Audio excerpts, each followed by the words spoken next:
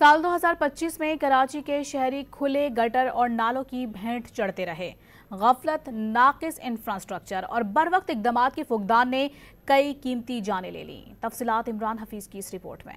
कराची में साल 2025 के दौरान खुले गटरों और नालों में बच्चों समेत शहरियों के गिरकर जाबाक होने के कई अफसोसनाक वाकयात रूनुमा हुए। इन वाकयात पर सियासी पॉइंट स्कोरिंग भी होती रही, लेकिन वाकयात न थम सके। हुकाम के मुताबिक साल 2025 के दौरान गटर और नालों में गिरकर 27 अफराद जाबाक हुए। खुले मेन होल, नदी नालों में और गटर में गिर के 26 अफराद जाबाक हुए टोटल, और 11 को हमने नासाज हालत में रेस्क्यू किया, जिसमें 21 मर्द और 4 मासूम बच्चे शामिल हैं। शहरियों ने खुले मेन होल्स और गटर में शहरियों के गिरकर जिंदगियों के खात्मे को तनकीद का निशाना बनाते हुए मुताल्लिका इदारों की मुजरिमाना गफलत करार दिया। मेन होल का ये बहुत है, कराची में बहुत इशू है मेन होल का। आप पंजाब की साइड पे चले जाए और कराची की साइड पे आ जाए तो ज़मीन आसमान का फ़र्क है। लगता है कि पंजाब पेरिस बन चुका है और कराची वो पीछे ही रह चुका है। बिल्कुल भी अपने आप को किसी तरीके से महफूज नहीं समझते।